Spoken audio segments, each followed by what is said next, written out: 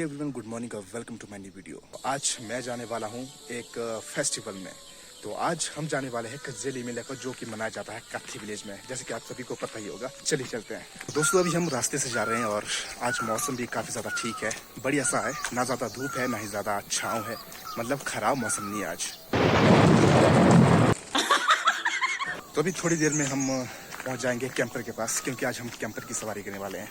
Camper में नहीं, हम जीप में जाएंगे आज। लेकिन हम थोड़ी ही देर देवता के पास जाएंगे और उसके बाद जल्दी से वापस आ जाएंगे। ये पहुंच गए तगड़ी सवारी के साथ डोबी में। डोबी पुल क्रॉस कर लिया अभी हमने।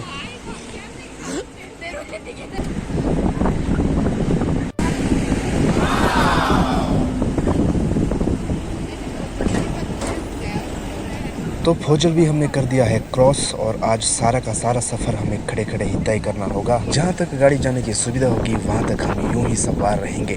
और आज के दिन यूं ही भर भर के गाड़ियाँ जाती है काथी विलेज की तरफ।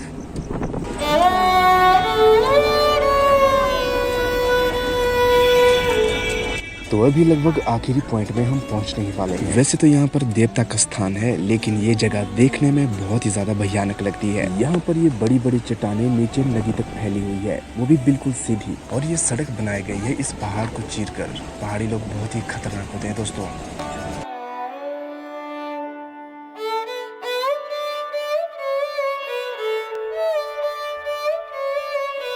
तो अभी गांव में पहुंच चुके हैं हम विलेज काथी में, और अपने देवता के दर्शन हम कर रहे हैं अभी। वैसे काफी ज्यादा समय लगता है आज देवता को निकलने में। आज के दिन बहुत सारे लोग होते हैं जो कि देवता के पास स्पेशली भक्ति करने के लिए आते हैं, क्योंकि आज का दिन बहुत ही बेहतरीन होता है और भगवान हरि नारायण जी के जन्म दिवस के अवसर पर यह मनाया जाता है, ऐसा मानते हैं लोग। थोड़ी देर पहले बहुत ही तगड़ी वाली बारिश यहाँ पर हुई, लेकिन सबसे खास बात यह है कि यहाँ के विधि विधान, चाहे बारिश हो चाहे बर्फ लगी हो, किसी भी हालत में नहीं रुकते, वे पूर्ण होकर ही रहते हैं। हमने तो कर लिए हैं यहाँ पर दर्शन और मेरा भी वक्त हो चुका है यहाँ से वापस जाने का। लेकिन यहाँ पर अभी भी बहुत सारी चीज़ें होती है, कभी आएंगे तो ज़रूर देखिए। आज है 20 जून 2025 और हमेशा की तरह मैं सुबह सुबह आ चुका हूँ अपने खेत को। तो यहाँ पर आकर मैंने थोड़ी सी छानबीन की कि आखिर खेत में चल क्या रहा है।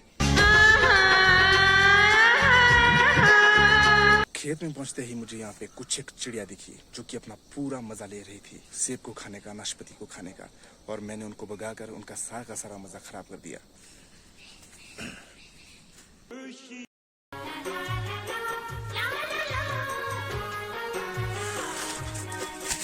लेकिन मुझे अगले 11 घंटे यहीं पे गुजारने होंगे। अब मैं किस तरह से गुजारूंगा पूरे 11 घंटे कोई पता नहीं है। चलिए देखते हैं आगे।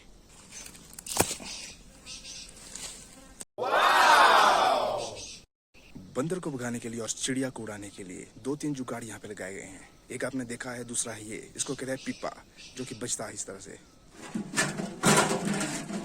और इसकी आवाज इतनी डरावनी होती है कि चिड़िया जल्दी से उड़ जाती है। नाशपाती भी धीरे धीरे बढ़ना शुरू हो गई है दोस्तों। यहाँ पर आप देख सकते हैं कुछ इस तरीके से। और ये है आज का मौसम, जो कि कभी भी अपना रंग बदल लेता है।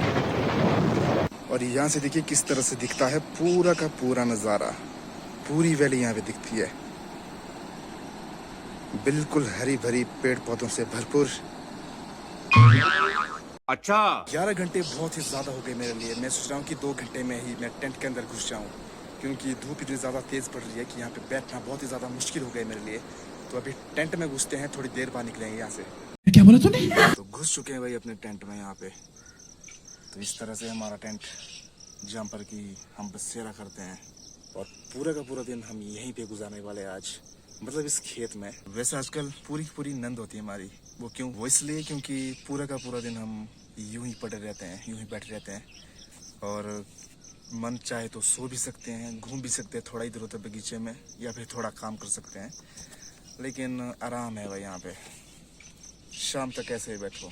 लेकिन यहाँ पर बैठना उतना भी आसान नहीं है, क्योंकि यहाँ पर आपको सामना करना पड़ सकता है डिहाइड्रेशन का। यहाँ पर देख सकते हैं टेंट लगा हो, तो इसके नीचे बहुत ही ज्यादा गर्मी होती है। तो उस गर्मी से बचने के लिए हमें कुछ न कुछ करना पड़ेगा। भाई ने बोला करने का तो करने। तो उस गर्मी से बचने के लिए और डिहाइड्रेशन से बचने के लिए हमें चाहिए होगा बहुत सारा और शुद्ध सा पानी, जो कि मैं ला चुका हूँ यहाँ पे। इसको पीते हैं।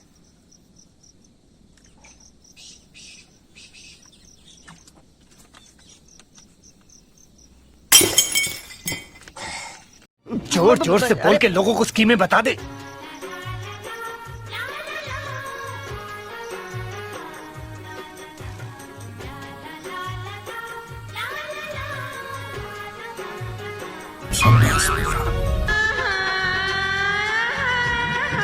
कड़कती धूप है और यहाँ पर अभी 3 घंटे मेरे बीत चुके हैं और इसी के साथ ही हम अभी थोड़ा सा भोजन का आनंद लेंगे।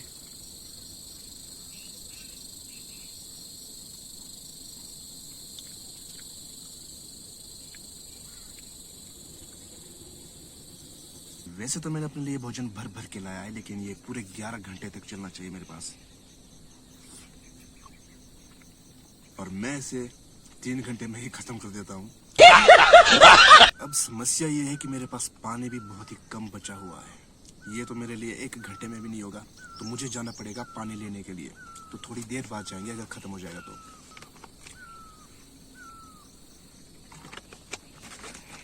आज के मेरे 10 घंटे सफलतापूर्वक निकल चुके हैं और मैंने 10 घंटे यहाँ पे गुजार दिए हैं और थोड़ी देर में हो जाएगा अंधेरा। एक बहुत ही खास बात है कि यहाँ पे चारों तरफ धुंध ही धुंध पड़ी हुई है, लेकिन ये नीचे की तरफ को बिल्कुल भी नहीं आ रही, ऊपर तक आ रही है और ऊपर से ही गायब हो रही है।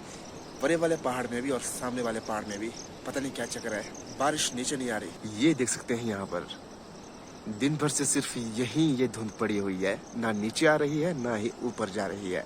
यहाँ पे थोड़ी सी भी मिस्टेक हो गई तो नीचे गिर सकते हैं, सीधा नदी में पहुंच जाएंगे नीचे। यहाँ देख सकते हैं ये वाली नदी। आजकल जहाँ कहीं भी नजर जाए वहाँ पर हरियालियाँ ही हरियालियाँ नजर आती है हमें। खांसी और ये कुछ दिनों से बहुत ही ज्यादा, जो कि दवाई खा खा के ठीक नहीं हो रही है, और जुकाम भी लगा थोड़ा थोड़ा। कोई दवाई हो घरेलू या फिर देसी दवाई तो बता दो भाई मुझे, क्योंकि ये खांसी तैसी चली हुई ना पी भी हो सकती है भाई थोड़े दिनों में। क्या बोला तूने? अगर नहीं रुकी तो एक लास्ट राउंड मारते हैं अपने खेत में, देखते हैं कुछ है तो नहीं। तो इस तरह से है सेब, इनका साइज इतना सा हो चुका अभी और ये धीरे धीरे बढ़ेंगे। यहाँ देख सकते हैं छोटे पेड़ भी बड़े पेड़ भी मिक्स पेड़ है यहाँ पे।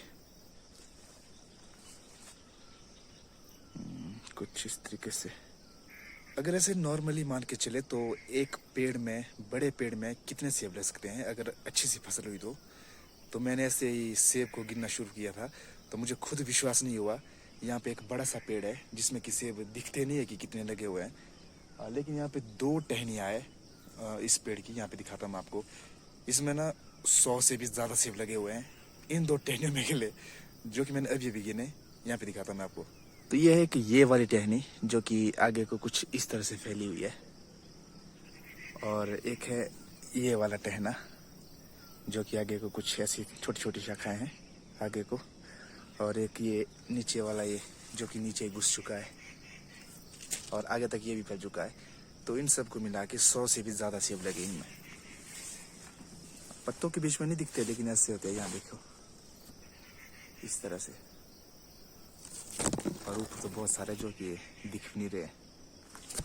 क्या लगता है आपको, 2 बड़ी वाली टहनी और एक ये छोटी वाली टहनी, इसमें सच में 100 सेब हो सकते हैं क्या? आप भी गिन सकते हैं अगर गिन पा रहे होंगे तो। कहीं मैं घुसिया तो नहीं मार रहा तो देख सकते हैं भाई, ऐसे नहीं दिखेंगे, मतलब अंदर घुसना पड़ेगा उसके बाद ही कुछ दिखेंगे। अब थोड़ी देर रह गई है और ये वाला यहाँ पे देखिए, यहाँ से नहीं दिख रहा है ना, अब नज़दीक से दिखाऊंगा कितने सेब इसमें। तो इस तरह से है भाई जी सेब। कई पेड़ों में बहुत ज़्यादा होते हैं, कई में थोड़े कम होते हैं। यहाँ देखिए 3-3 4-4 एक ही जगह लगे हुए होते हैं ऐसे। पत्तों के बीच में उतने ढंग से नहीं दिख पाता ये।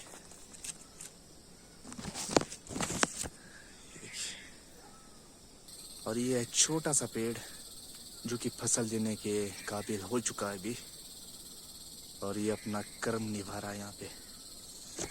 बढ़िया सेब दिए इसने इस बार, पिछली बार भी दिए थे बढ़िया सेब।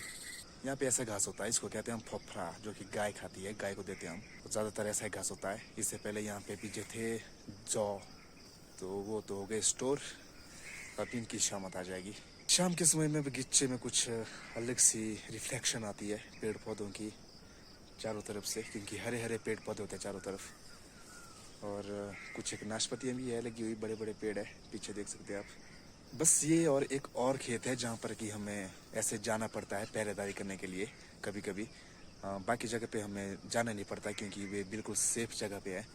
तो यहाँ पे थोड़ा खतरा रहता है, अगर बंदर ने खा ली सेब तो फिर क्या फ़ायदा रह जाएगा, तो इसलिए आता हूँ मैं। और हाँ, अगर कोई चौकीदार रखना चाहते हैं तो फिर चौकीदार भी रख सकते हैं अपने खेतों में, लेकिन नॉर्मली जो रेट चला है आजकल वो चला है लगभग 10-12 हज़ार रुपये। ये तो मैं नॉर्मली बता रहा हूँ, 13-14 हज़ार तक बोलते हैं लोग कि इतना लेंगे चौकीदार।